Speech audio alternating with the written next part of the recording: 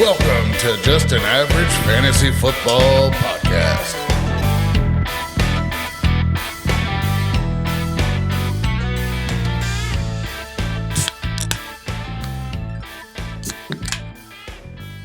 Welcome into Just an Average Fantasy Football Podcast. I like to do that sometimes and wait for Matt to just start, and then I interrupt him. That's what I do. That's what I do. You can find us at www, that stands for World Wide Web for all you noobs out there, avgffpod.com. Go look us up, give us a like, follow, subscribe, go to the places, click the buttons. Help us get this thing going. The plays have been tapering down. It's the end of fantasy season.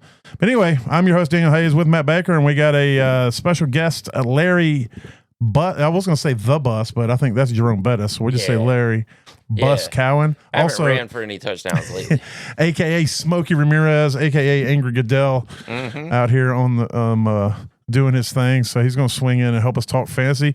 If you want to, Larry, go ahead and give them the kind of idea where they can find you if they want to find you. Oh, man. As far as football goes, I am at, what is the name of that channel? I forgot the name of my own channel. It is Beyond Football on YouTube. If you search hard enough, you'll find it. Just type in Beyond Football. And other than that, I do a music podcast. That is the Trash Talkers. That's the bread and butter. We're doing really well there. So if you want to hear me talk about music, go to YouTube, type in Trash Talkers. It'll be the first one that comes up. Yep. And you got some of your own music there. Is that on that same channel, the Trash Talkers? Yeah. There's a music playlist for our music videos also. So yeah, go check them out. I mean, they do some good stuff over there. They're all right. I mean, All right. It's whatever. Hey, I'll take half of the plays you guys get right now. Just give them to me. So yeah, just go over there and check that out. But today we're going to hit on some playoff. Kind of talk a little bit about what we saw. We saw the Monday night game still has not started, so we won't be hitting on that as far as what happened, unless someone here has got some clairvoyant powers that I'm not aware of. But I got it all. I am a prophet, but I will reserve that for right now. Well, all right. Well, we're gonna need some predictions after the pod then. But yeah, we'll hit on some things that have transpired this weekend with the games that have been played, and maybe talk about what things going to happen later today. But the biggest thing that went down that was the most surprising, at least for me, was how bad the Texans beat the Chargers and how bad the Chargers played. Yep. You know, and how good the Texans their defense really stepped. I mean, we saw it in the beginning of the season, and then it kind of tapered off, but then it showed back up again. Part of that was on Herbert throwing the ball to him all the time. But the block extra point, that was all them. That was freaking sweet play. But yeah, I wasn't expecting it. It happened. It made no sense to me. Think of the games that both of these teams had come off of, getting stomped out by the Ravens. Yeah, on Christmas or whatever it was. Wasn't it Christmas? Yeah. Christmas. Yeah. The Texans have had some really bad games recently. Yes. And C.J. Stroud has not been playing up to par lately as well. Yeah, exactly. And the Chargers looked like they were peaking at the right time. Yep. And I guess it was just one of those perfect storms. Where that goes back to that old any given Sunday adage. Mm-hmm. Anything can happen any given Sunday. And it did. You know, J.K. Dobbins, there was no run game, virtually no run game for the Chargers. Dobbins, 26 yards. Edwards had 22. It's so, you know, they didn't really they had a total of 16, 17 carries at the entire. They're playing from behind. I mean, it's, you know. I tell you, but on their side of the ball, and this speaks volumes to what's going to happen next year in fantasy, and it also speaks volumes to dynasty and one of the hot players that people are going to be trying to go after is going to cost them a lot. And that's Ladd McConkey. Mm-hmm. You know, he showed that he is definitely one of the top receivers coming out of this class. I think we all felt he was going to be pretty decent. We thought he was going to be great at running routes. We know he had great speed, good hands, but I think he's exceeded my expectations. And I didn't think he was going to be bad. I didn't expect him. I thought maybe it'd be maybe next season before we kind of saw the star potential of him. And I think we got an idea of that in a big setting in a losing effort when everybody's pressing, I think he kind of stepped up. So I don't know. I mean, how'd you feel about it, Bus? You're a Georgia guy, right? Oh, yeah. Ladd McConkey has exceeded anything I expected out of him in his first season. I knew he was a wiry, quick twitch muscle movement kind of guy. Yeah. And he didn't come into college as a superstar. He was like a 3-star coming out of high school. Right. And kind of worked his way through the system, stayed there long enough to become a star in college. And then when he got drafted, I thought maybe that's a little bit of a high of a draft pick for him. And I don't know. I mean, he never really broke out in college. He was like on the cusp. Not really. Yeah. Yeah, he was kind of on the cusp. So it was just one of those things. But he was on the team with Brock Bowers. Exactly. So, yeah. How much can you get fed? Yeah. And at times was George Pickens when he was healthy. I think he played with Pickens as well. So, and I think Georgia's, I would say they're primarily a run-first team, too, so it's really more about the running backs a lot of times, so it's hard to have multiple guys getting James fed. Cook was there for a lot of his career there. And so, but yeah, I think that he's going to be a super hot commodity in fantasy, and I think I don't know, were you guys thinking in redraft next year we could look at trying to get McConkey? I don't know if he's pushed himself into the first round. Maybe if you're a Georgia fan. Maybe for a hardcore Georgia fan, they're going to try to get him. Or a Chargers fan. If you're a Chargers fan, But I think in general, I think his ADP is probably going to be mid to late second round. Yeah, that's what I would think. Late second, maybe even early third. Yeah, you might even be looking at him in the third. Anybody that might think it's a fluke, you might see him falling. I mean, because looking at it, he only had 2 weeks this season where he was a top 10 wide receiver. Right. So, I mean, as far as fantasy points go, and it took a good portion of the first half of the year for him to get really acclimated with targets and all this stuff. It was week 11, he got 9 targets and 6, 12, 7. He is their guy there. And then Quentin Johnson showed up out of nowhere with a little bit of hands. Yeah, but I mean, worse. So he should be the guy. Don't get me wrong. I mean, I'm not taking anything away from him. Yeah, I mean, he still finishes a wide receiver 1 as a rookie. Yeah. he was 12th in a half PPR, but he's still right there. So I get what you're saying. He wasn't week winning as much as you would want if you're going to be drafting this guy early. Exactly. Yeah, exactly. So, but I was impressed that he was able to do that. Obviously, Quentin Johnson kind of went back to what he is. He's 0 for 5. But on the other side of the ball, Stroud, I would say probably had, if not the best game of the season for him overall, is definitely one of his better games. And, we talk a little bit about how Stroud, I think at the beginning of the season, we had this conversation about how he was being pushed up as a top 5 quarterback in single quarterback drafts and redraft. And it's like, I just didn't feel comfortable with that because it's hard for a pocket passer to be above like 9 unless he just has an outlier of a type season, unless you're Joe Burrow throwing almost 50 touchdowns. And so I just didn't see Stroud in this offense being that guy, but I think he was less overall through the season in fantasy than even that. Because I don't even think he finished. Where did he finish? Like 14, QB 14 or something? Somewhere around there. Was it that high?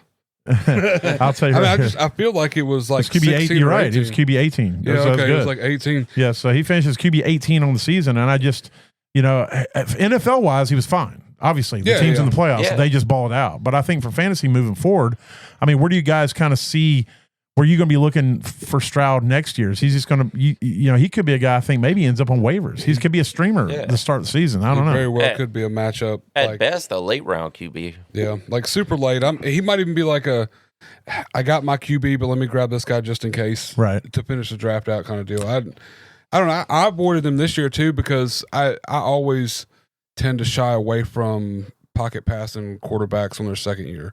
It's just never really fantasy. Yeah. Like it's never been relevant fantasy wise. They come out and have a big year and it's like, oh, that's awesome.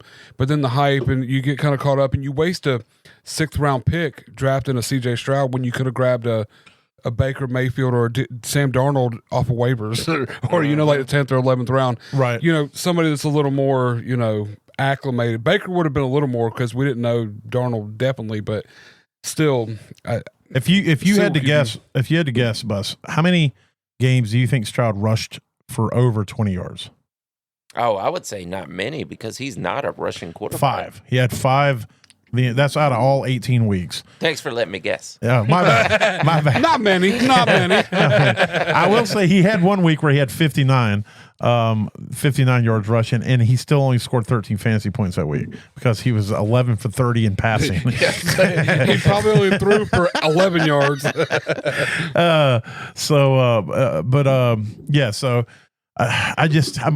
think it's hard for me, and this is one of the things in the last couple of years I've had to realize is how if you're like a true pocket passer in a single quarterback fantasy league is virtually like he's not worth drafting more before the 10th round. I don't care unless it's Joe Burrow.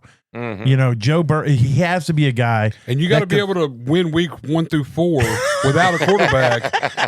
Yeah. So you draft Joe Burrow early, and then you draft some rookie running quarterback late who carries you to the first 4 weeks. That isn't Anthony Richardson. Exactly. Yeah. Although, I don't know. His rookie first 4 weeks when he was healthy. Yeah, that would have been goal. If you'd had Anthony Richardson rookie 1 week through 1 through 4, and then Burrow to finish out the year, you'd be sitting pretty.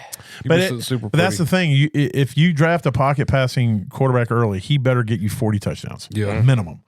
And even with that, Burrow is underdrafted every year. Yeah. It's well, he won't be actually, I think it feels like that. But what happens is that he's underdrafted. He goes and kicks ass. Yeah. And then the next year he gets overdrafted and he gets hurt and he's out most of the season. Yeah. And then the next year he's underdrafted and kicks ass. So I'm telling everybody, don't overdraft him this year. He's probably gonna get hurt. It's a Burrow hurt year next year. That or their defense is gonna show up and Burrow's not gonna have to do anything. Yeah. Like that's a good one. That's a good one. Wait a minute, Cincinnati's got a defense? Maybe. I'm just saying maybe. There's no way they got to do. First of all, they've got to pay Jamar Chase this offseason. They're talking about paying T. Higgins and keeping him in Cincinnati. Yeah. And so you want to pay both of them. Guess what? The defense is going to get worse, brother. Yeah, that's true. If Hendrickson stays there, he's not going to stay. He's this is the only team. defensive player on their team, I think. Listen, I heard this stat somewhere. I think it was during the game. They were the only team to have one of the top quarterbacks, the top wide receiver, and the top. Yeah, I think Burrow had the most touchdown passes, if I'm not mistaken. Hendrickson had the most sacks. Yep. And Jamar Chase has the most receiving yards and receiving touchdowns. Yeah. And they had all three of those on their team and didn't make the playoffs. Couldn't make the playoffs with it. That is crazy. Yeah, that's the only team in the history of the NFL to have. Well, that's because the only defensive player they have is Trey Hendrickson. I mean, none of the rest of them show up and do anything. Better hope it's not a contract year for Hendrickson. Yeah, definitely. This is going to be bad. You know what it is? They score too fast, so the defense gets tired. Exactly, that's what it is. That was that Eagles team or what's his name what's his name came from college. He likes to run that fast offense. Who's a terrible coach, but God, he coached at Fisher. No, what's his name? Liked to play music, but all the players hated him. He was the Eagles. He went to the Eagles and then he got fired. I want to say he was at USC. He might have been at Oregon. He might have been at Oregon. God, he's back in college now. But anyway, that was one of the things they came out with that spread offense, run as many plays, fast, no huddle, and they were running like 60 plays a game. But their defense was like, bro, we need a break. Like run the ball, like run the clock down a little bit. A little bit. Oh God, I got a Philly. That is a real thing though. Whenever your offense scores too fast, the defense always gives up more points. Yes. They're just on the field. They get beat down. They're out there too long. Yeah, exactly. I mean, they've given me every Philadelphia Eagles head coach that's ever been a head coach. When I typed in former college coaches going to the Eagles, oh my God, I can see his face. Like if I could draw, what's it look like? Chubby. He's got a chubby face. Oh, that helps. Eagles. Yeah, I have no idea. Coach. So it was before Peterson. You try putting Chubby somewhere in there? Yeah, it was before Doug Peterson took over for him. Yeah. List of Philadelphia Eagles head coaches. God dang it! I know who you're talking about. Yeah. It was obviously after Andy Reid. Yeah, this is Chip Kelly. There Chip it is. Kelly. Good Lord. That's it. Yeah. Yeah, he was out of Oregon. That's right. Yep. Oh, you should have said the guy that's got a cookie name. I know all about Chips Ahoy's. But anyway, I don't remember how we got to this place, but let's go back. Talking about the hurry up offense and that's right, and wearing the defenses down and stuff. Yeah, keeping them out there all the time. So we'll shut this game down here real quick. But there's a couple players I also want to bring up. Joe Mixon, he was fading towards the end of the season, but he showed back up in this game. Oh, I hate him. He sucked in playoffs. He got you to playoffs, and then he said, "You know what? I'm done," and said he's not playing football anymore for those weeks. But he had a good week this week. Yeah. He did. Nico Collins, this dude is an animal when he's out there. He's one of those receivers where he's like Puka. He's like low budget Jamar or Jefferson. They're going to get targets. They're going to be successful more games than not. They're going to be an 80% success rate in games in the season if they're healthy. And they're going to, they're just too valuable to not have in your team. I think next season Nico's going to be an early second round. He's going to move up the list too, I think. I mean, he was a little higher than previous before, but I mean, he's going what, fifth year? Going to his fourth. Nico, nothing is going into his third. Wasn't last year's rookie? I think it's his fourth year. Because didn't he he's do going nothing into his fifth. for 2 seasons? Yeah, that's exactly what I'm saying. Like he did absolutely buns for 2 years. Yeah, that was my worry. Dang, like why he's wasn't the new Devontae Adams? Everybody was so high on him last year, and I'm like, where do y'all see this? Like, because he only had like 3-4 games. Yeah, he had 3 or 4 games that were decent, and then I was wrong. I'll eat crow, whatever. Yeah. I really didn't. I didn't see it happening like this. So his first year, I don't know what the scoring is in the league that I have selected, but just gives you an idea. His first 2 years, he had 83.6 total fantasy points, 99.1 total fantasy points. Yeah. And then 2023, he had 273.5 total fantasy points. And then last year, 220.6, and that was with him missing a few weeks. Yeah, because he only played 12 games last season. He played 15 the year before. So that's the other thing. He's yet to finish a complete season. Yeah. Well, going into the offseason last season, he was just Tutu Atwell. A guy who had done nothing for a couple years and then played well at the end of one season. Yeah, had a flash. Yeah. I understand why people were off of him. Yeah. I know a lot of people were not. There were a lot of people on him. I may be misremembering, but I think the hype surrounding him had to do with whoever the receivers, other Texans receivers were. Like D-Hop had obviously been gone, but I can't remember who else was there. But it was like a couple years ago, it was just him. And everybody's like, well, I guess Nico's going to get a shot. Yeah. So, but, we've seen that 100 times before, too, where, I guess this guy's going to get a shot. You've already mentioned him, Russell Gage. He's one of those where you're like, oh, he's finally going to get a shot. And then he sucked ass. So, so you see it. But Nico stepped up, and he's been balling. Well, and Tank Dell was drafted to be the guy. Last season. So, and then he tapered off, which, we'll be talking later in the season, some dynasty stuff, but I think Tank Dell's not going to be on my buy list in dynasty because of how bad of the season was. I don't think he's done. I think, but obviously with his new injury and what he likes to have with, the worst possible injury to end the season. Oh yeah, this is 2 years in a row where it's like, you know what, just break it in half the other way. Like I don't want a normal break. Just do something that ruins it all. My kneecap, put it on the back of my knee. Can you do that for me? Tank Dell's like, look, guys, I don't want just a normal injury. I want an injury so gruesome that they refuse to show the replay. There will be no replays when I get injured. Nick Chubb is a fan of that also. Yeah, that's 100%. That is very true. Tank Dell's like, I want to get injured so bad my quarterback is inconsolable for like 2 hours. And almost every defender that faces Derrick Henry's head on. You're only going to find this game on the dark web. Rolls us right into the next playoff game, right? I mean, Derrick Henry out there just rolling people, man. Yes, I'm telling you. This dude, I don't know. I don't know what deal he made with the devil, but he's making good on it right now because Derrick Henry. We talked earlier in the season, and I don't know that we're not prophets like Bubba. Yeah, I am. Yeah, just but we talked early in the season when because if you remember at the beginning of the year, the Ravens weren't clicking. Yeah, no, things were kind of Mark Andrews was refried ass meat, and but we talked about how it's like if they ever get it together, this offense is going to be unstoppable. And I think they've got it together. I mean, Lamar went out there. There's something about the way this dude throws a football. It's poetic. Like he's getting so good. No effort, and he zips it, and it's, I mean, perfectly thrown. It's like everybody wants to talk about, oh my God, Mahomes is so accurate and so accurate. And it's like, bro, the most accurate QB right now is Lamar Jackson. Mm-hmm. Yeah. You watch him throw this ball, it's pinpoint, perfectly placed almost all the time.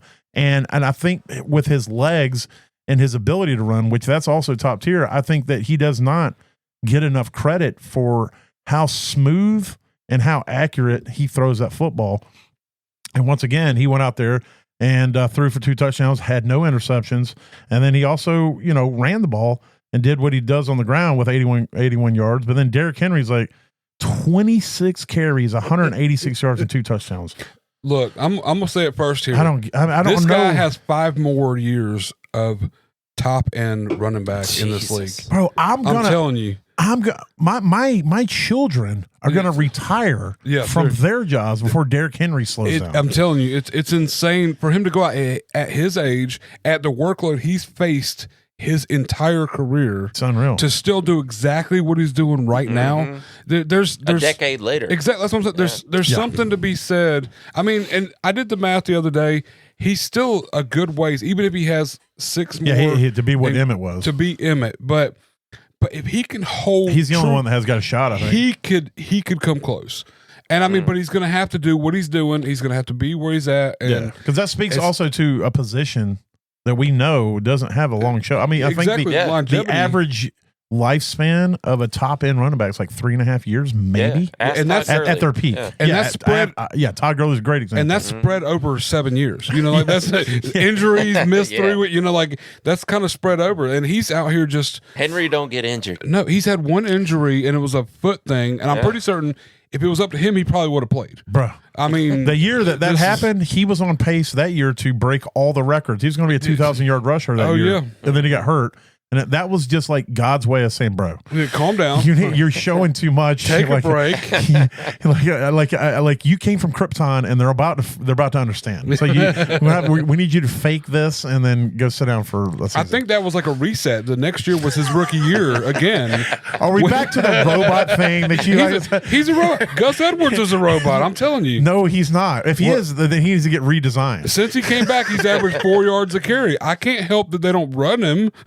And there's only so much of this longevity you can blame on DeMarco Murray starting for the first 2 seasons. 2 seasons, exactly. But still, because he's 8 seasons into being the full-time starter. Oh yeah, yes. And you look at his touches. Yeah, he did 12 seasons in 8 seasons of touches. I think wasn't there one year where he was almost 400 total touches or something crazy? Oh, it was something ridiculous. And here's the thing: low. He doesn't play generally on passing downs. No, he doesn't. And so most of his touches are hammering the ball and running the ball, and then he's just out there disrespecting people like he always does all the time. Doctor of disrespect. I'm not gonna call him Doctor Disrespect. I mean, hell, he had 325. That's not a good name to use these days. No, my bad. He had 325 touches this year. So I mean, attempt rushing the ball. He had 22 targets. So. I think another guy I'm going to be looking at trying to buy cheap is Rashad Bateman. I don't think he's ever going to be like a top end guy, but he's a serviceable wide receiver and can really get you some good weeks. He was okay this week. He only caught 2 balls, but he did get a touchdown. I think in the wide receiver room now, obviously Flowers is the dude, and Flowers didn't play this game, but I think he had an injury too, right? Yeah, he was. He was injured. Yeah, but I think Bateman is somebody you can get on the cheap. You can get him as a throw in some dynasty trades. The tight end situation moving forward is going to be interesting in Baltimore for next year. I don't know how you don't give Likely more touches. I think Isaiah Likely is the better receiver of him and Mark Andrews right now, personally. I think that I don't think Mark Andrews can take a ball 5 yards, a 5-yard reception to the house. I think Isaiah Likely can take a 5-yard reception to the house. Well, Likely's faster for sure. He's faster, yeah. And I'm not saying Mark Andrews is toast or if he's done. I'm just saying I think that Isaiah Likely gives you more versatility in the offense. as your primary tight end. I think he can play the slot. He can play the X or the Y, and he can come in and play as a true tight end. Now, I think Andrews is probably a better blocker. And that's Lamar's guy, though. Yeah. Oh, yeah. He's definitely a better blocker, in my opinion. But yeah. But I don't see – I mean, I say at worst it's going to be a 50-50 split because I don't think Lamar will let Andrews not get in the game. Yeah. Yeah, I mean – I don't know. I don't know what the contract situations are either. That'll kind of I'm looking up right now. That'll actually determine. That could determine a lot too. Because I want to feel so like much younger. And I want to feel like Andrews just got a new contract in the last couple of years. Yeah, he's on his second contract. Yeah, and so I don't know. On the other side of the ball, he signed a 4-year deal on 21, so 25. So he's up. Yeah, he should be. He's going to be in the last year of his deal, so he's probably going to be asking for a new contract in the offseason. So that could be interesting as well too. Because are you looking on Sport Track? Yes. What's the dead cap for him next year? And his what's his active money? 56 million contract, including 10 million signing bonus, 37 million guaranteed. You got the year by year breakdown? 25 is 7 million. That's his dead cap next year. Yes. What's his pay then? What's his roster? Where's that at? It should be just whatever the money is. You can look. I've only looked at that site a couple times. I don't know how to read through all that stuff. All right, so for 2025, he makes $7 million of his salary. This isn't telling me what the dead cap is. But this next year is his last year of his contract. Well, he's probably looking for an extension this year. Right now, yeah, looking for something, especially in he's the playoffs. He's 2026. He's got a contract for 2026, but he'll be an unrestricted free agent. So he technically he has this year. Yeah, you're right. This is the last year of his contract. So this isn't. I don't know why they're not giving me the dead cap money. I just did a quick search. I don't know the internet's very well. That new thing that everybody's doing. Yeah, it's so weird to be in the now. Let's see. Just don't look at the porn that's on there. I already done it. I'm in most of it. I know. All right, I found. So his actual cap hit. Yeah, his cap hit 16, and his dead cap is 11. So they could get out cheaper if they cut him, which I don't think they will. No. They'll just restructure. They'll probably give him a 2-year deal or something. Not after what he's given to the team anyway, and Harbaugh likes him anyway. So. Yeah, and like you said, as far as his ability to block in, and as much as they need, they run the ball and protect Lamar. So yeah, I think they'll probably re-up. It's just going to be interesting to see how they value him as an organization, with likely in him being how old he is now and going into his third contract. I feel like Likely is more of just a big slot receiver, and Andrews is still the main tight end. Yeah, I get that. I think football's getting to a point to where in a few years we're going to have a differentiation between guys like Likely in the offense and guys or Pitts even, and guys like Mark Andrews or even Travis Kelce. These true tight ends that play the run game, play up against the line in the true tight end positions as opposed to playing in the slot or moving around more. So it's gonna. I think that football's evolving as the passing game does. That they're going to, because those guys they serve a pretty big purpose. You get a guy like Likely and Pitts, if he was used right with their size and their speed and their ability to run across the middle of the field and make them plays. And like we talked about, 5 yards out, Likely could take it to the house. Kelce and Andrews are not taking it to the house from 5 yards out. They're not going to score a 70-yard touchdown, but they're great for moving the sticks and doing some good stuff there. So it's going to be interesting to see how that evolves. But yeah, I just wonder in this offense because Todd Monken, I think he's more of a passing type offensive coordinator, and I think Harbaugh wants to run the ball, so he has morphed Monken into creating a run game to suit what he wants to do. But if they keep evolving this offense, it could become more of a spread out, let's take it downfield and see what happens type offense. So I don't know. This is my 2 cents as a concrete worker in Atlanta, Georgia. Around Atlanta, Georgia. Yeah. On the other side of the ball, you got Pittsburgh. I think Pittsburgh's kind of in a weird place right now. They did great. I think they should have bucked everybody's minds up and started Fields. I think that would have ruined everybody. Oh, the fans were calling for it. I'm just saying, like it would have set the whole game in a complete different motion. Well, Russell turned into check down Charlie out there, just dumping the ball off. Yeah, and they didn't really start moving the ball downfield to Pickens till it was too late. And they have no run game. Like Najee looked like trash, and so did Warren in that game. And 6 carries for 17 yards. Yeah, no, Warren 2 carries for 6. I understand they played bad. from behind really quickly. I think it was like 21-0 or 21-3. It was pretty bad quick fast. in the game. It was in the first half. Yeah, But I mean, it's still like you still can't throw the ball if you don't at least establish a run game. I mean, you got to push the ball, and Najee can hammer and do it if they give him the opportunity. Yeah. But I don't know. It's their whole. They got some play calling issues. I think. They, a lot of what's 100%. going Well, they on got there. Arthur Smith there, and Arthur Smith is archaic in today's NFL. He had success when he had Derrick Henry as a running back. And he had success when he had A.J. Brown as a wide receiver. Yeah. And Tannehill when Tannehill was aight. So, but you give him a mediocre run game with less than mediocre run game, and you give him a quarterback on his way out the door, and it's like he's going to be good against weak defenses.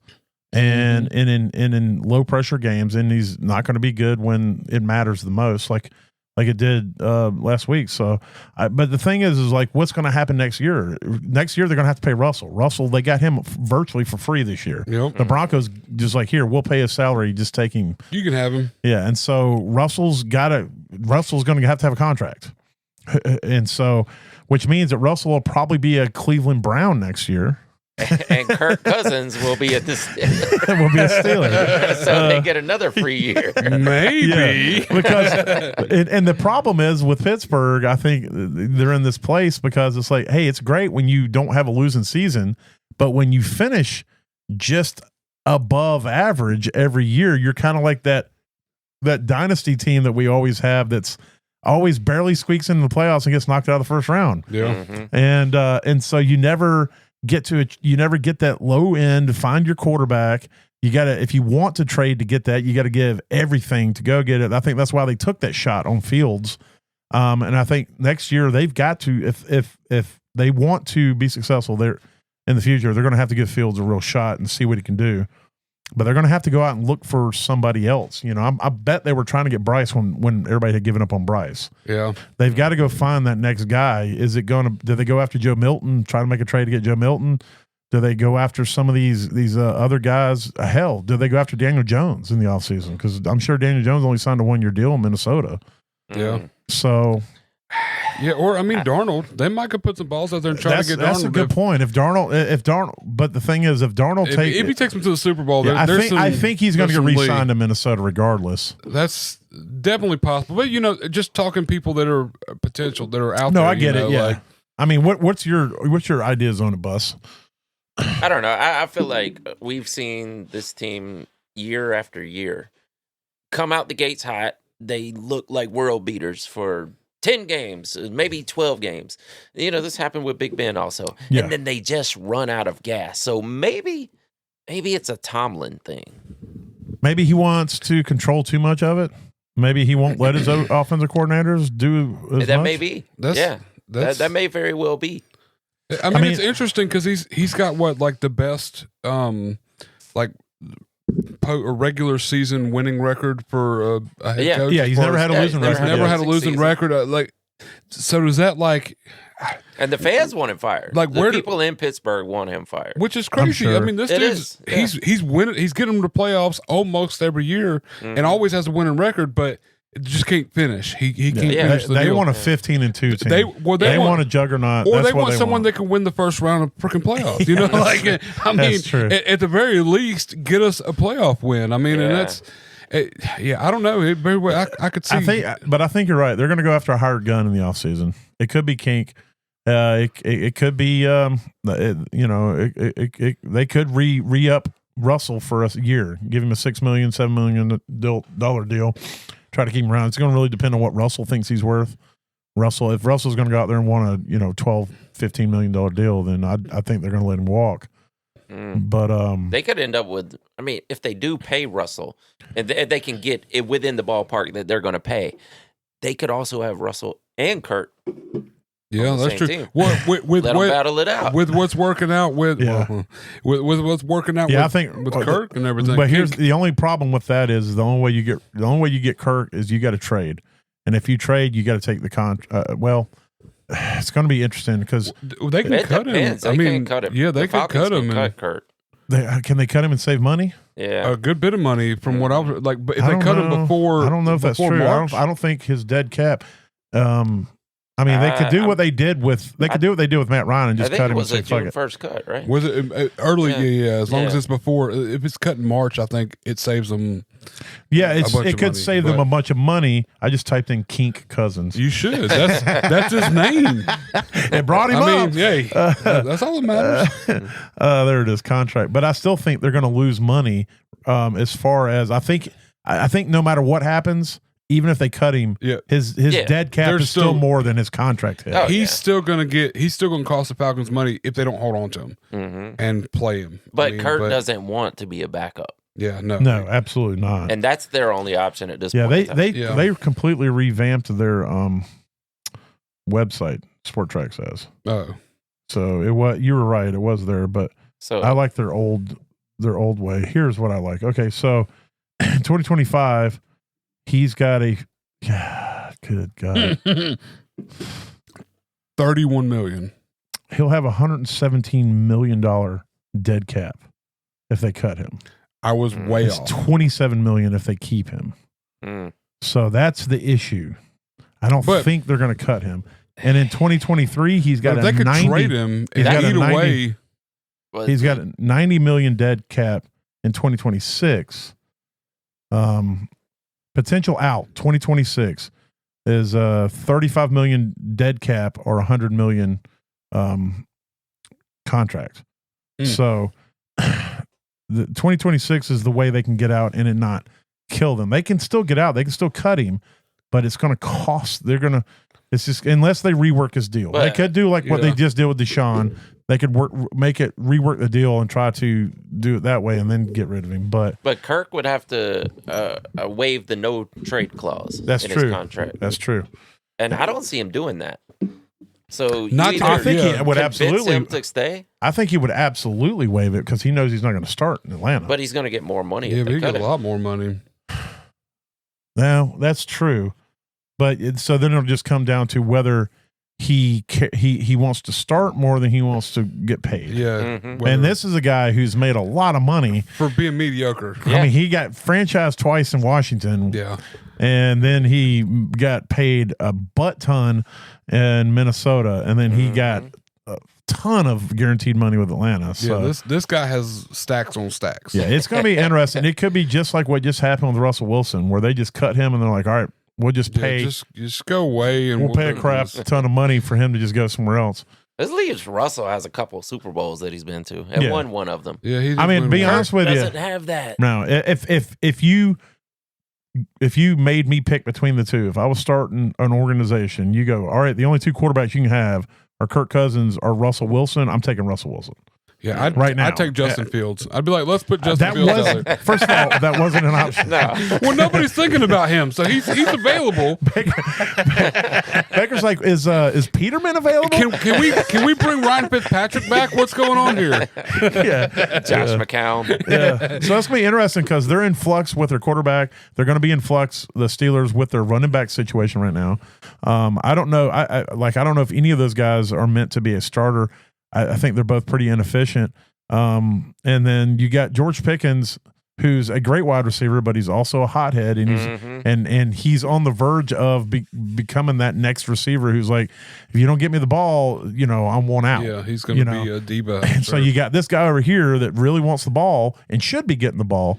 And so I don't know. I think the Steelers in the offseason is going to be a pretty volatile situation. So, so is there one more? There was one more game. There's like 12 more playoff games. No, there's two more. About. My bad. All right. So we'll move on to the Broncos at the Bills. I mean, it's not exactly what I thought it was going to be. Yeah. I didn't think it was going to be a blowout like this, but I thought the Bills would handle business at home.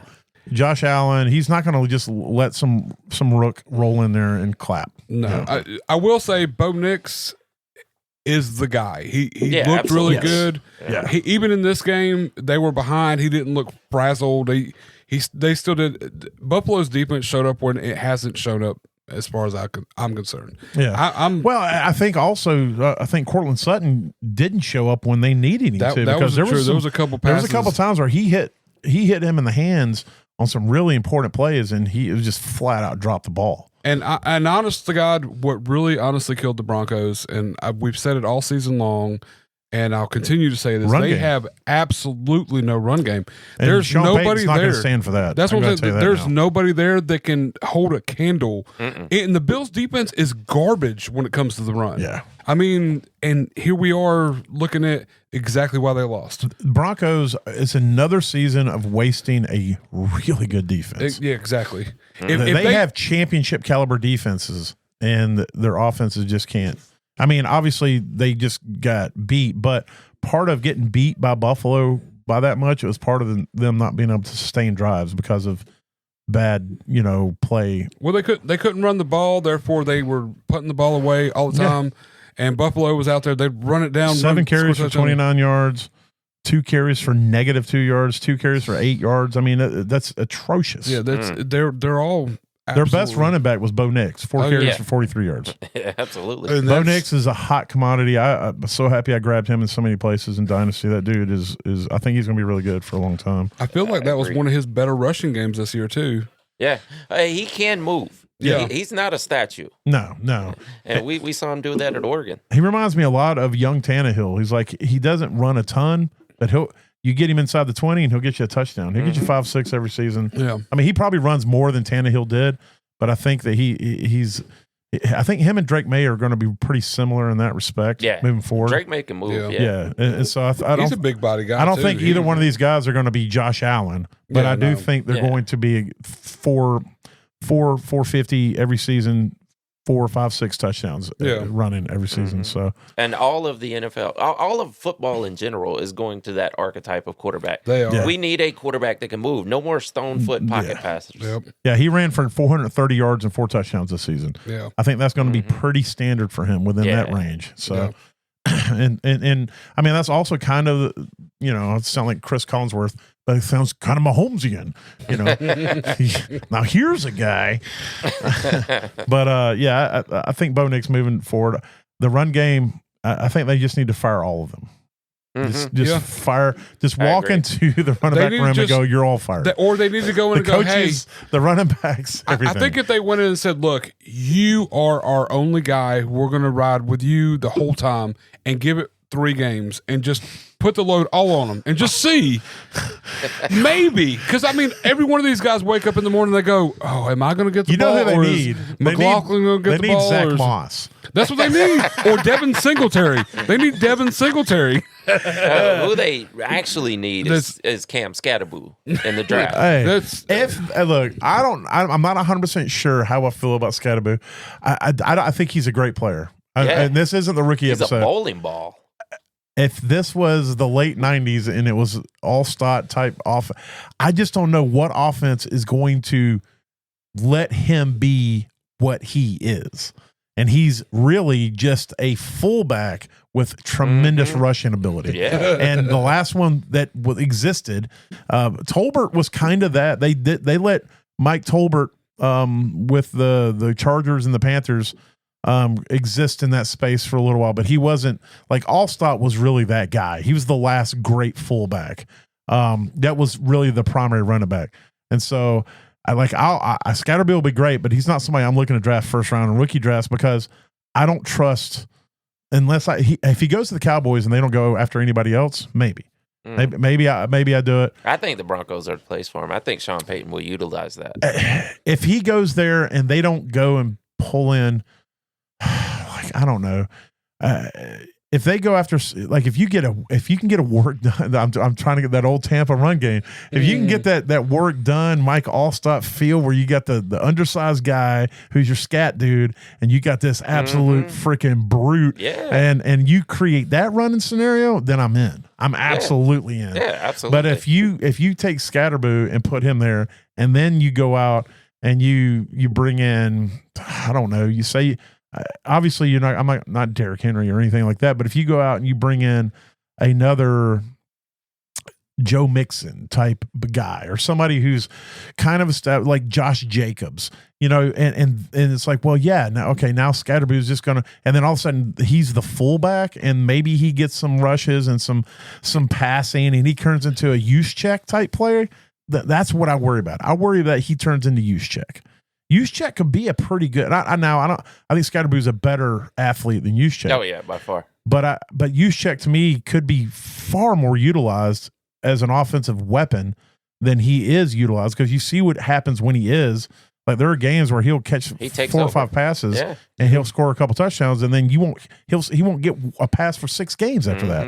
You won't even get a touch. And so that's why I worry that if Scatterboo goes to a place where he's not the best running back on the roster, that he'll just be relegated to that type of role, and that's what scares me. I mean, it could possibly happen for sure, but I think the coach would be doing a disservice to do that. Yeah, draft capital and where he goes. If he's a top 3 round draft pick, or maybe even a top 4 round. If he's a top 4 round draft pick and he goes to a good situation, I'm in. I'm in. I would assume he goes like late round 2. Yeah, if that happens, then I'm in. I don't care where he goes if he goes in the second round, because nobody's going to draft Juszczyk type guy in the second round. He'll be in Kansas City next year, and we'll all be like, God damn it, I don't want this guy. That's what'll happen. If he goes to Kansas City, see, that's a Pacheco. If you had, that's what I'm saying. Like, it's one of these scenarios those are the kind of where things it's like that would scare me. It makes you nervous when they But end can you up in a imagine? place. First of all, just think about this though. If you had Scatterboo and Pacheco in the backfield, you would have 2 of the most pissed off running backs that have ever been in a backfield. Just saying, like those that field is gonna get fucking stomped. Is all I'm gonna say, dude. And every defender is gonna be like, why do those guys hate us so much? Every time I looked at Scatterboo when his helmet was off, he just had that. He was mean mugging. Oh yeah. This dude is angry. He's pissed. Very. Yeah, they both play super pissed that's off. the only reason I brought that up. Like, I'm just thinking, like, there's very bad situations that could happen here, And he just pounds the D line over and over again until in the fourth quarter they're just like, go. Yeah, like, just we're go. done. Yeah, I'm done. not Just do what you stopping do. you anymore. Leave us alone. Yeah, I thought we were friends. But yeah, that's gonna be interesting. Troy Franklin is somebody I thought was going to be better this year, and I don't know. I may take a flyer on him if I can get him as a toss in some trades in Dynasty. He's not anybody I'm looking at other than that. Marvin Mims is going to be one of my top kind of sleeper ads in Dynasty. I would say that. I don't know if he's going to break out, but he shows that he can absolutely. He's electric. This could be a Nico Collins situation, and he's only 22 right now, and so I really like what he brings to the table. I like this offense moving forward as a whole if they can get a running game. And I don't think Sean Payton's somebody. He's not going to sit on his laurels. He's definitely going to go after that, and they need a tight end. They had one. I don't know what. Well, they had 4. I'm talking about what's his face that they cut. What, Troutman? No. Oh no. The hippie, the long-haired hippie freaks need not apply. I know who it was too. Signs everywhere. Dulcich. There it is. There you go. Yeah. And so I don't know if Dulcich just like tried to hook up with Sean Payton's wife or whatever, dude. But he got run out of Denver. It feels like the Broncos have a long history of failing on draft picks for tight ends. Well, they treat their tight ends the same way as their running backs. All of them get a chance to do something eventually. And then you get out the back door. And if you look at it, those are the 2 places that they had the least amount of success. That's what I'm saying. Like they can't figure anything out in those positions. So it's like, and it doesn't matter who the coaches. It doesn't. It's just the same cycle over It's and just over. it's the curse of the Broncos. It's the altitude and the weed. Yeah. Something about the running backs and the tight ends. I don't know. Allegedly. But yeah, so be interesting. Obviously, on the other side of the ball, Josh Allen's the man. The dude's an absolute beast. James Cook's better than I thought he was going to be, honestly, this James year. Cook's about to have like he's already had a coming out party, but I think these playoffs, he's going to really you talk about running angry. Oh, yeah. No, but in a completely different way. Like Pacheco runs angry like the earth pissed him off. Yeah. Scottaboo runs angry like whoever's trying to tackle him pissed him off. James Cook runs angry like the end zone pissed him off, and he's trying to get to it. So he's definitely turned it up a notch in the playoff game. He looked really good in the game. Mm-hmm. But I was honestly a little shocked this year collectively in James Cook. I didn't think he was he finished higher than I thought he would, and he ran better than I thought he would. Yeah, because that team is missing a lot. Ty Johnson needs to go to Denver.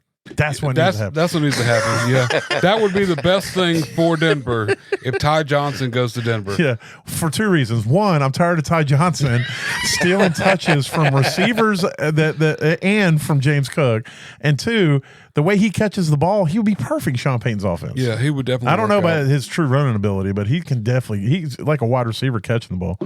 As a Georgia fan, I'm just thinking they should get Swift. Put them two back together just to see what happens. Yeah, I mean, Cook and Swift. Mm-hmm. What? So what? Swift can carry his freaking his gear for him. I mean, if you go back far enough, Swift was college. The man well over Cook, though. Yeah, in college. Mm-hmm. Yeah, since then Swift is, I don't know, he's regressed and definitely. When they got their man bodies, the Cook turned into a man and Swift went swiftly into the dark night. I think Swift's biggest problem is I don't know how, but he keeps getting injured. So maybe he should not get injured so much, and then easily fixable. Yeah, that's what I'm saying. I mean, all you got to do is not get injured. Yeah, that's like telling a homeless person, like, why don't you just go buy a house? Exactly. I'm just saying. And then Shakir, one of the weirdest, I guess we kind of did it as we did we can save this from another podcast, but what we actually had planned. But Shakir, on what we were going to talk about today was we were kind of going to talk about players that would surprise us and players that didn't surprise us. But Shakir was surprised me this year, just off of his consistency. He never lit up the scoreboard. You never were like, holy crap, Shakir had 3 touchdowns. But it was like every week, 10, 19, 12, 13, 20, 11, 11, 15.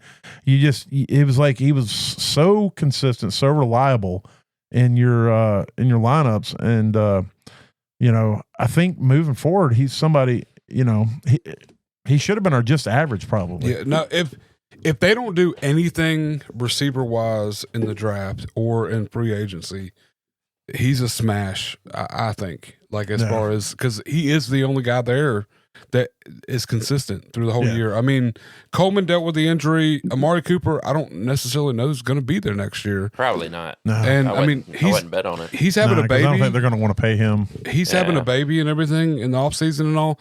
I don't know that he don't take a step back for a minute. He should from his interviews and stuff. But he should make money off of the fact that he's having a baby because that's insane. That's what I'm saying. He is 3 months pregnant. No, his wife or girlfriend or whatever. He's having a child. Yeah. But I mean, I don't know. Shakir has surprised everybody, I think. And he's only 24 years old. That's the thing that's crazy. I feel like Shakir's been in the league for 6 years. Yeah, that's true. Like, it does feel like he's been here forever. Yes. It's like, I don't even really know who this guy is. Yeah. And to me, he's the new DJ Moore in the sense of like every year you're like, man, DJ Moore has been in the league for 8 years, and you look and he's only 23. Yeah. and he's been playing for 6 years. Yeah. So I feel like the Bills have compiled a receiving core, and meaning wide receivers and tight ends of all WR2s. There is no one. There on is this no team. one. I think they were like, we're so tired of this diva shit. Yeah. Of having one guy We're who just thinks spread it he's- out. Yeah, so we're just going to No bring in more digs. Yeah, no more No digs. more. So, Yeah. we're just going to bring in these slightly above average guys who are just happy if they Yeah. get 3 catches or 8. Yep. Yeah. They just want to be part of it. And so we're going to go get, Hollins? Yeah. Some of them aren't even Matt Collins. happy that they got shoes on. So, I mean, Yeah, But that's a real good point. It's like we're just going to bring in a bunch of dudes who's like, if they catch if they get a target, they're happy. Yeah.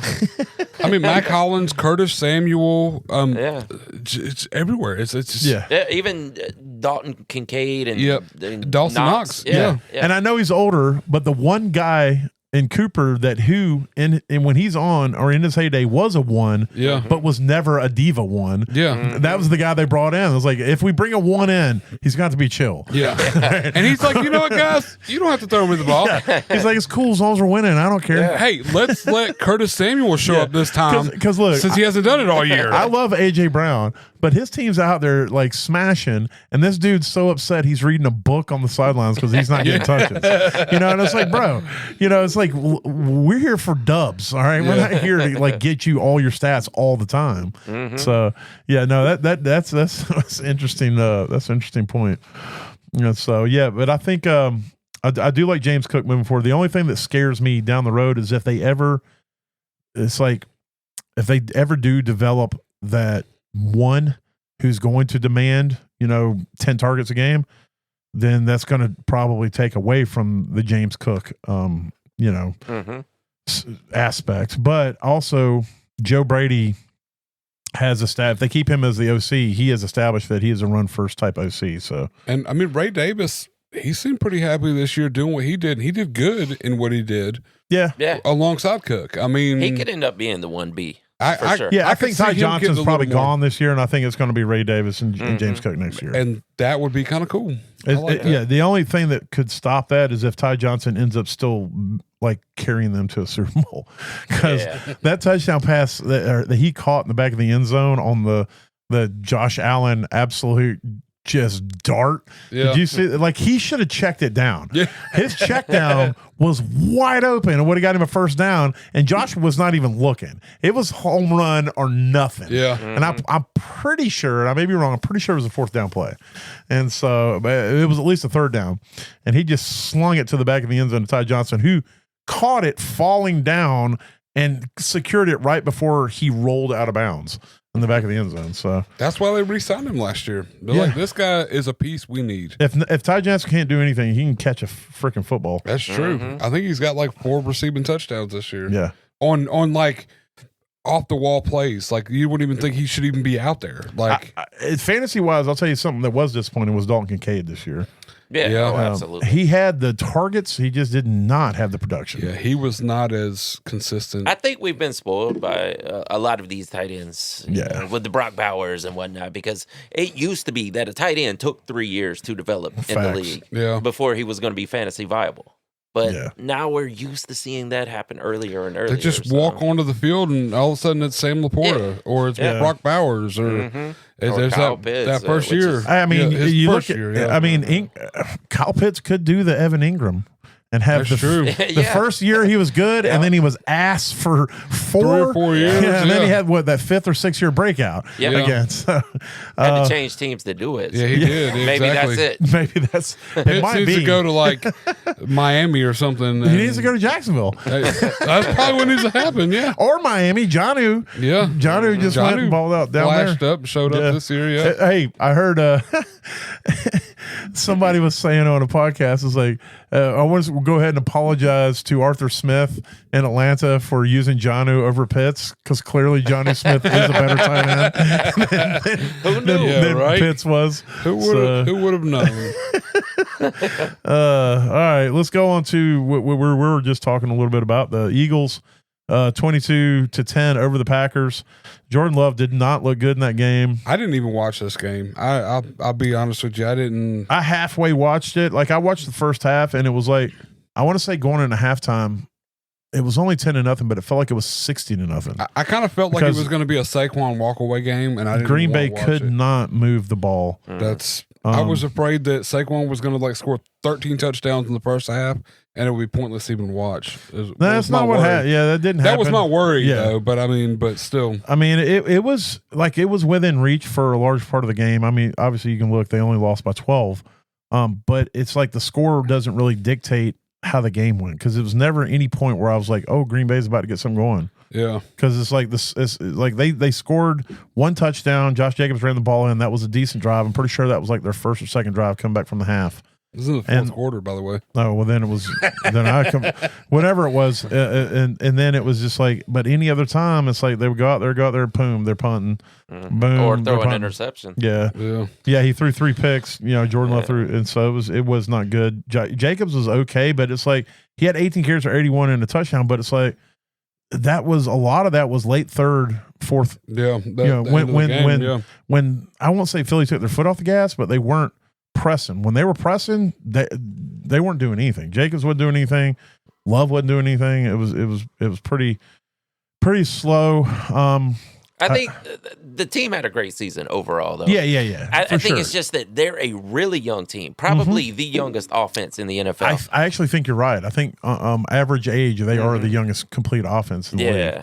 So there's a lot of developing to do. And they don't have a true, I think what you said about the Bills, I think kind of applies with them. I mean, Reed is pretty explosive, but I don't know if he's a 1. He may be just a high. Yeah, and Watson may not be either. I mean, even if he could stay on the field. Yeah.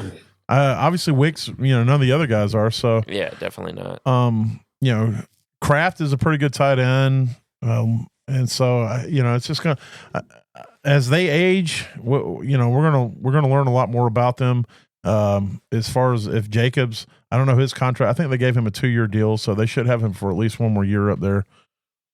And I expect him to be competitive next year. I like Jordan Love a lot, but he's definitely going to have to show me that he's got more of that clutch ability, because it just seems like sometimes when it means the most, he kind of shrinks a bit. And he was forcing the ball a lot.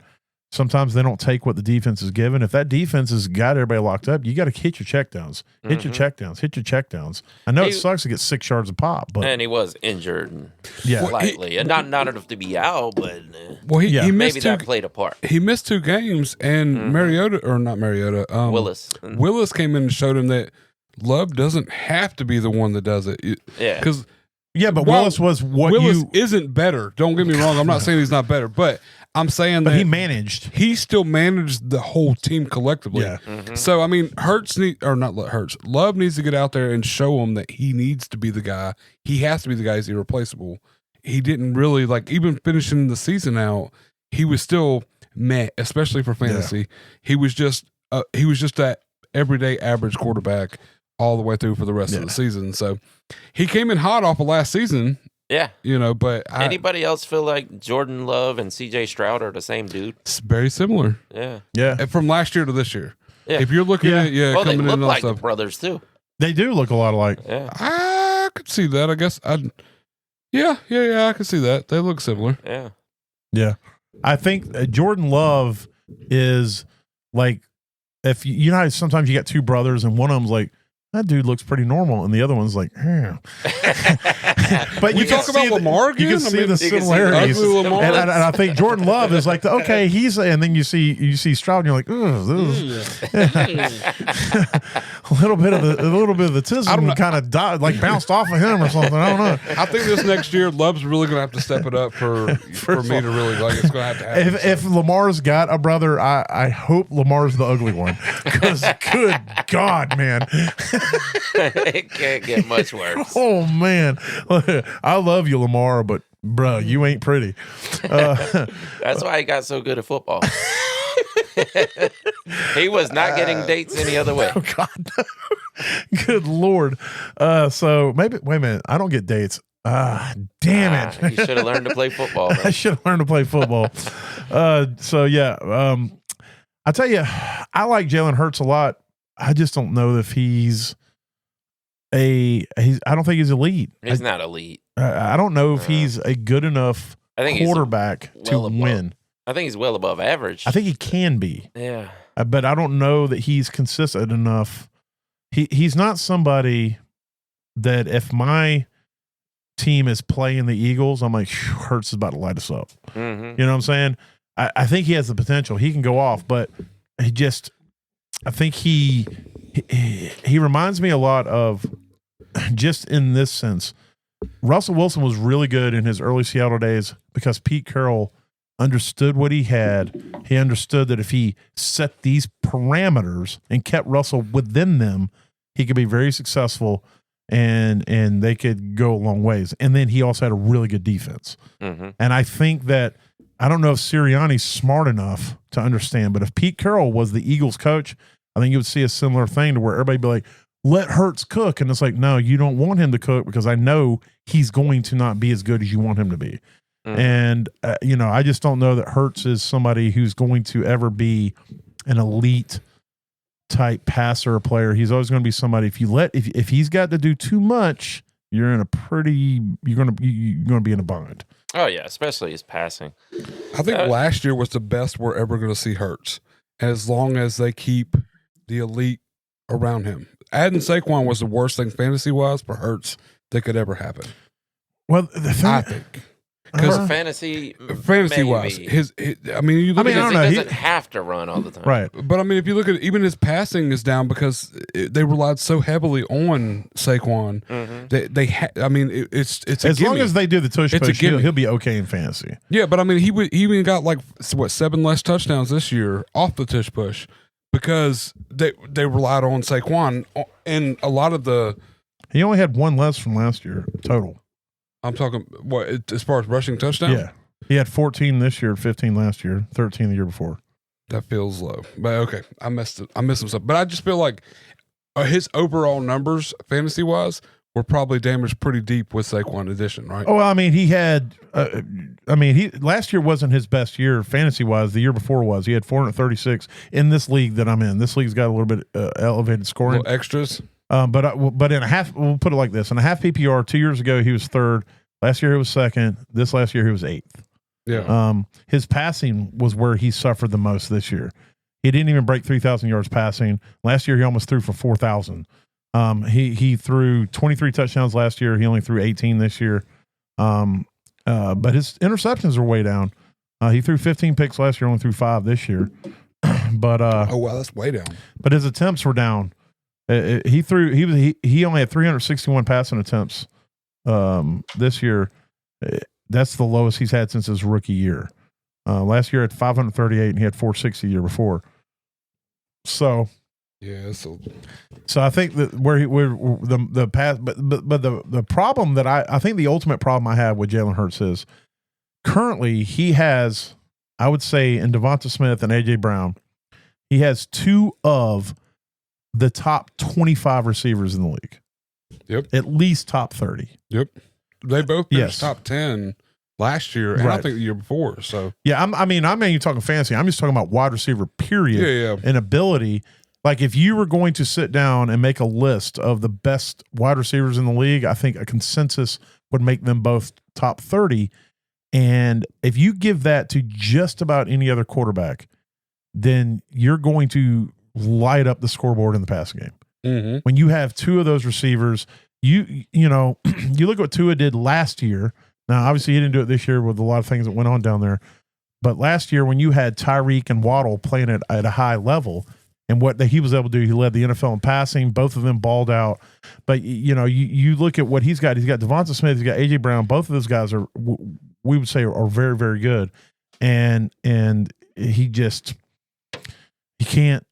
He's not. His passing isn't doing it. I don't know if it's play calling. I don't know what it is, but I just don't feel like this team is, for the talent that they have, the players that they have on offense, where like they should have won 42-10 instead of 22-10. Yeah. It should have been an absolute. They should have rolled the Packers and left no doubt. This is what AJ Brown is complaining about. Mm-hmm. Yeah, not getting targeted, not getting thrown to. Yeah. Even in the playoff game, he had 3 targets. Yeah, 1 reception for 10 yards. Right. Now, Dallas Goedert, he had 4 catches, 47 yards, and I think he just stiff armed that defensive back again. Oh, yeah. Like he went to his house. As soon as he opened the door, he stiff armed him back into the house and then left. Exactly. Because he stiff armed that safety 3 times on his way to get a touchdown. He got stiff armed so bad that when he went to the sideline, another defensive back came up and was yelling at him about it. He might have been yelling about who was supposed to be covering what, but he should have been yelling about how he just got stiff armed 3 times into oblivion in one play. So definitely, like at least when Derrick Henry gives you that disrespectful stiff arm, he puts you on the ground. Yeah. So like he dribbles you like a basketball, and then he leaves you in the dust. Leaves you down there. Yeah. Goddard's like, nah, I'm going to leave you on your feet so I could do it a couple more times. Yeah, multiple stiff arms before we. I would rather you just put like if I get stiff arm one good time, I'm just going to fall because I can't. Don't do it to me again, bro. Yeah. Joystick. It's like. It's like if you had your little brother or whatever, you just hold your hand on their head and they're trying to hit you. Yeah, that's what it felt like. So, but yeah, it's going to be interesting. I think Sirianni is not a good coach. His face annoys me. He's become one of the most punchable faces I've ever seen. You know what? That's what makes a guy a good coach or not. His face. Oh yeah, that is true. Sean Payton's face is absolutely the most punchable, and that guy's a pretty damn good coach. He does pretty good. Yeah, he does okay with what he does. Damn, Dave Canales' face is not punchable. That means we don't get a good coach. I mean, you look at Pete Carroll when he'd chew that gum. I'm like, God, I don't want to punch him in his face. Yeah. And then all of a sudden it's like, holy shit, a Super Bowl? What? This guy chewing gum just won a Super Bowl? Oh, he destroys that gum too. I bet by the end of the game there is no gun left. Yeah, no, it's not. He takes his teeth out and puts new teeth in to chew more gum. Pete Carroll is to chewing gum what Isaiah Pacheco is to the earth. Oh yeah, angry. Yes, 100%. At that specific item, beating it down. God, Kyle Shanahan, punchable face. Good coach. It's you know what? There might be some there's some similarities. The punchable face logic it doesn't work out for quarterbacks because Carson Beck's face is the most punchable face I've ever seen, and that guy is like at quarterback. So his attitude is punchable also. Well, Carson Beck and his is like quarterback skill and his game calling. Carson Beck is like he should be like every bad dude in a teenage movie. Yeah. Like, he's like all of them put into one person, like the town quarterback that picks on the new guy in town because he's like the rich quarterback or whatever. He's that kid that all the popular kids like just because he was the popular kid. Exactly. And they talked about him when they went home. Like, I really don't like that. He's guy. the quarterback. What was that? What was that? That movie with Kevin Costner with the draft pick? When he was the Browns GM. Draft Day. I don't know. Have y'all seen Draft Day? I haven't. With Kevin Costner? I know about it, but I haven't seen it. Look, it's not a very realistic movie, but it's a good movie. If you like Kevin Costner, you like Draft Day. It's really worth watching. But there's the quarterback in that is supposed to be the 101. And turns out by the end of the movie, Kevin Costner undercovers, which on Draft Day, he figures all this out when his scouts should have done. That's the parts of it that really, you're like, come on. That's why you have a scouting department, bro. But he figures out on his own on draft day, this guy's just straight up D-bag. His teammates hate him. That's what I like. That's who Carson Beck to me is. Except I don't think Carson Beck will ever be like the consensus 101. I think he had a chance because he's actually not a bad quarterback. Yeah. He's prototypical in size and ability. He's got a great arm. Yeah. Not that mobile, but had absolute ass for receivers this season.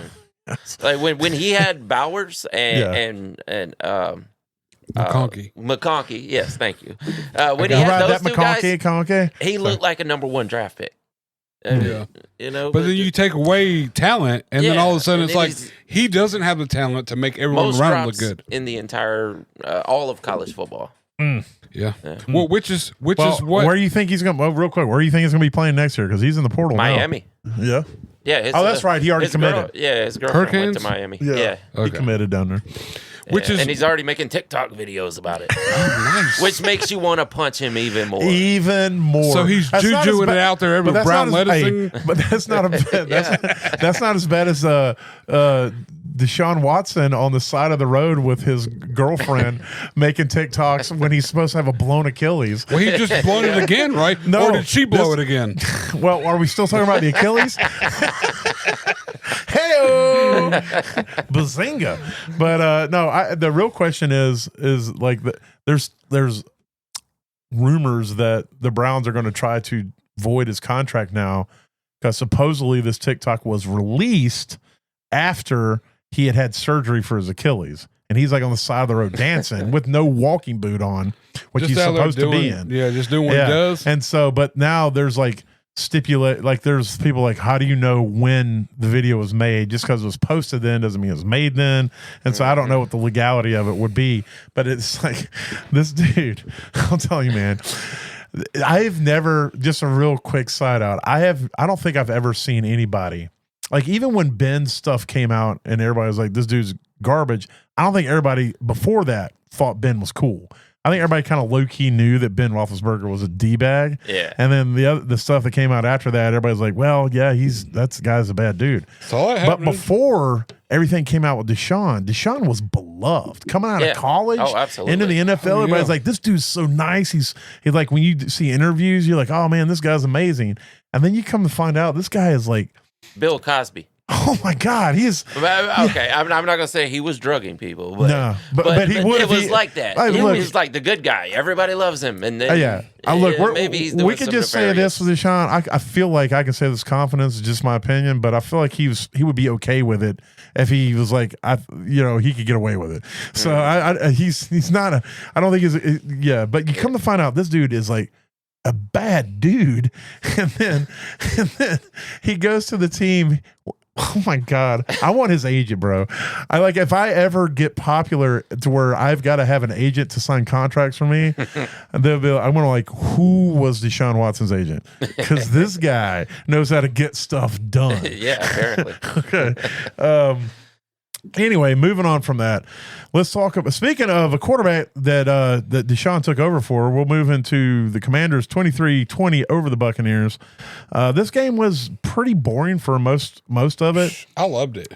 I was kind of like it was just bad enough to be enthralled the whole time. Does that make sense? Like it wasn't super high scored. Like it just was like, just because everybody wanted Baker to win. I knew the Commanders were going to win. Don't get me wrong, but I wanted Baker to win. Really? And when he came out there and ran through that fucking defender and threw his shoulder down and turned around and oh God, man, when he ran I'm telling you, no. I'm telling you, let's talk about the defender. There wasn't just any defender. It was Bobby Wagner. I'm just saying.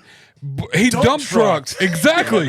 Like that was if nothing gets you more excited about football than watching your quarterback that you don't even root for run through somebody. We low key root for Baker, but I'm not a Bucks fan. No. I hate saying that he plays for the Bucks, but I'm just saying like I'm a Baker fan because of how he was done dirty in Cleveland, and he is holding his own. Oh yeah, right, and he blew into this guy, spun, turned, and then got an extra 5 yards outside of the tackle. Oh, yeah. That was the best quarterback play I've seen, and I don't know how long. Like it was just so. Like if I was I don't know if it's the best quarterback play I've seen. It was a good quarterback play. But. If I was on the Bucks and we were losing like we were, and all of a sudden my quarterback went out and put his body on the line, just and they dumped still to this guy. Oh no, they lost, rightfully so. I was cheering for the Commanders to win. Don't get me wrong, but that play right there kind of like it upset everything. It changed the whole motion of the game, and it made it interesting. It was like holy shit! Like picked up. It was so great. But that was in the second half. I know. That's what I'm saying. That's why that game blew ass most of the game. To me. Oh yeah, no. Did you watch it, Buzz? Still good. I watched the first half. So you missed all the good shit. Yeah. but here's the thing. I mean, I know it wasn't like an offensive display, and it wasn't one of these 54-48 games or something like that. Yeah. But that's kind of what it looks like when two hero ball guys go at it. Yeah, that's true. That is very true. That's a fair point. That's definitely true. And they definitely are. I love Jaden Daniels. He is one of my top favorite players in the league right now. I just think this dude he's refreshing. I love that Washington's winning now that Dan Snyder's gone. Like Dan Snyder never won a playoff game. Mm-mm. And then he leaves as the owner, and they win a playoff game. That tells you that karma still exists in some form. It may not be as prominent as you want it to be, but it's still out there, working every once in a while. It still exists a little bit because Baker, although he didn't win, he damn sure did a lot better than Cleveland's done in the last 10 years. Oh yeah, and that one, and in these last 2 seasons with Tampa, I think Baker has solidified himself as an upper echelon quarterback in this league and as the starter in Tampa. And so moving forward, it's going to be interesting to see what happens. I hate that he's in Tampa because I want Tampa to lose every game all the time, but I want Baker to be successful. Could you imagine if Tampa got Myles Garrett?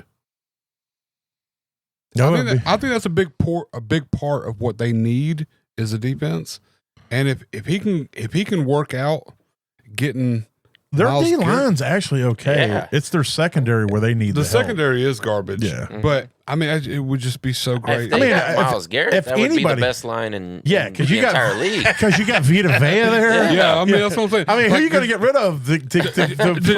Just put them all out there. Fuck it. I mean, Just run a 5-2 and see what happens, baby. Just see what happens.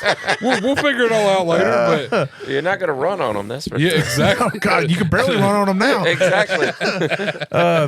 It was. I thought it was a good game. I really did. Like it wasn't like super exciting and over the top and like a lot of points scored, but like there was a lot going on through all of it. Even though, like I said, I knew in the bottom of my heart Washington was going to win, but I wanted the Bucs to win just because Baker was out there. Well, good news for them is Mike Evans broke the Lattimore curse. Yeah, he did. He finally had a good game. He wore the shit out. 7 for 7 for 92 yards on a. They moved Lattimore off and double he had 2 teamed touchdowns, Evans towards the end of the game. They were like, "Look, Lattimore, you can't block him. Go over here." And they had him on McMillions. Also, and then we had that name before that other call. That did Did you really? Yes. he accidentally said it twice, and that's why we got I it accidentally first. said it 2 times, and then like the next week, that's when they started calling it. Really? That. Yeah, it was. Well, they're listening to you. They are. I'm They have telling to you, be. it's probably Owl. They're one of our only listeners. We have 3. One of them's here. 4. Podcast. We have 4. We have damn 4. it. Okay, sorry, 4.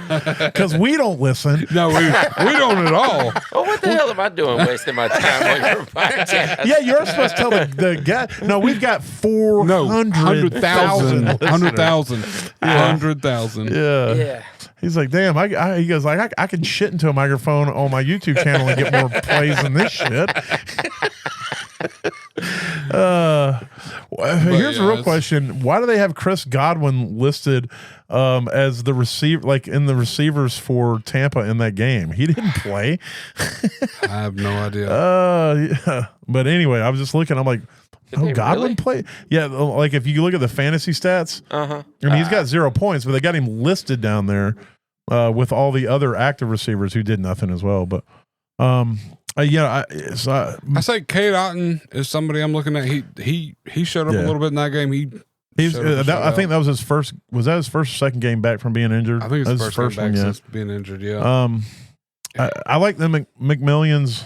Even though it was only 2 for 4, he had a couple of red zone passes. One he caught, but he was out of bounds. He had a couple good blocks too. I mean, that's opens up for opportunity in the future. I mean, he's still a rookie. Is Chris Godwin's contract up? Do you know? Yeah, they were. So that's the next guy. Yeah, he's. I don't think they're going to re-sign unless Godwin takes a severe pay cut next year, because he got a pretty good contract on his last one. Mm-hmm. But I think it was a 3-year deal and it's done. Either that, or it's one where they can cut him and save a ton of money.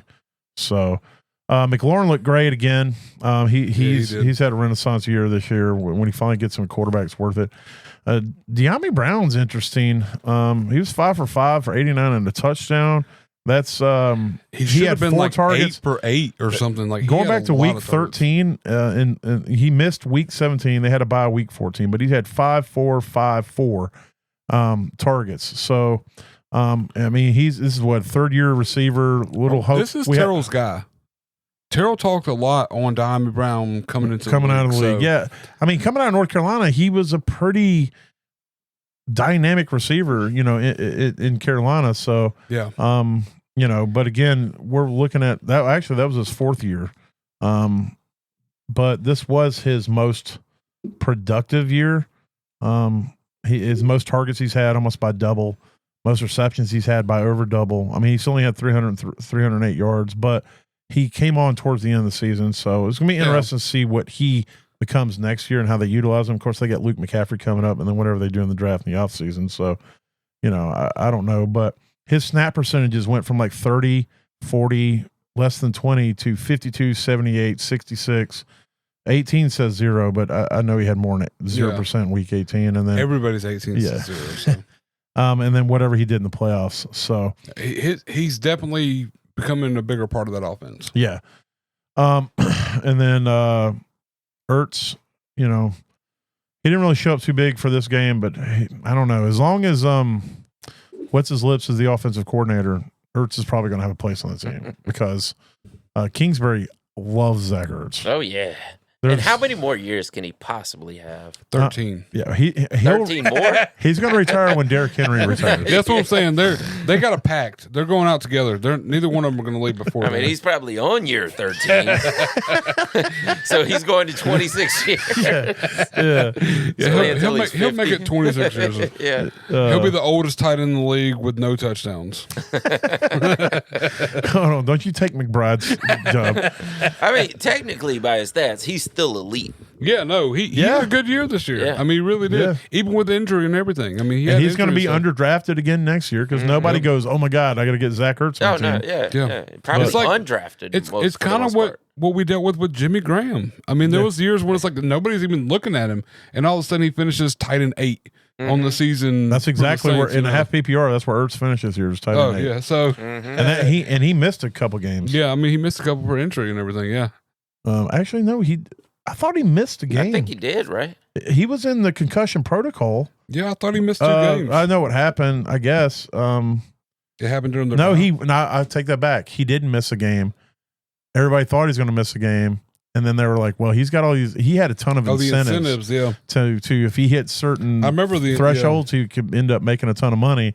And all of a sudden, like he got injured in week 15 and played 23% of snaps because it was the week he got injured. He came back in week 16, played 71% of the snaps. He's like, I can see all the doubles. I mean, of course, there's 12 defenders on the field at all times. Yeah, so there's the playoff breakdown and some players that we're looking at for next year. So, the schedule's kind of loose and fast right now for the podcast. We may throw another one out there this week. Might wait till next week. Just depends on our work schedule and how we're feeling. But we got some stuff we definitely want to hit. We still got to go back into looking at our preseason predictions or hot takes that we had, which I guess it shouldn't be called. It shouldn't be called hot takes anymore. They're supposed to be called bold predictions, is what people call them now. Because apparently a take is different from a prediction. A take is like red is a cool color, and a prediction is like tomorrow everything's going to be red. Yeah. So tomorrow is cool. Is that what we're going with? That's what I'm going with. Yeah, because cool. everyone associates red with cool. Yeah. Wait a minute. Well, because it's a take and a prediction. I don't. Even though all my favorite teams are red, but I hate the color red. Blue. It's blue. Blue's where it's at, bro. I'm telling you. I like black. Yeah, my favorite is black for sure. It's just because when you close your eyes, you're asleep. And You're like, sleeping you're is like great. whenever you're sleeping, I'm seeing my favorite color the whole time. It's enjoyable. It's Hey, relaxing. that's true. Like if you just want to see your favorite color, You just close your eyes. close your eyes, Yeah. and you feel better. If you want to see your favorite color red, you got to stab yourself in the arm or some shit. Do some weird stuff. And if I want to see blue, I just got to check my. Never mind. That's true. Makes sense. All right. Well, that got off the rails there at the end. Yeah. I mean, it probably went off the rails a couple times. Oh, yeah, for sure. Well, Bus, I appreciate you joining us. Maybe we'll get you back on here a few more times before we shut this thing down for the season. But like I say, if anything we say or do can help you get to that average place in your league, that means we did our job. Because when you finish average, You don't finish last. That's exactly right. So, hope you guys have a good one out there. Enjoy the playoffs, and we'll talk to you the next time we talk to you. Later. Doses. Holla.